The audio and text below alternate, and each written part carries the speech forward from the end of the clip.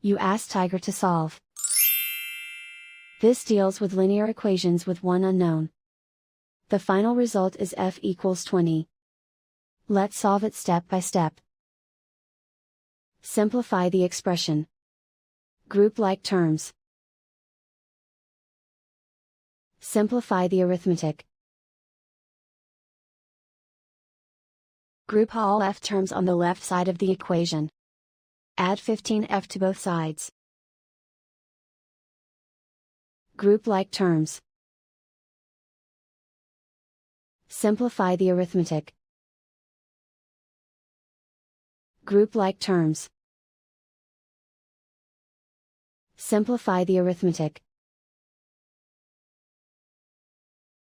Group all constants on the right side of the equation. Subtract 20 from both sides. Simplify the arithmetic.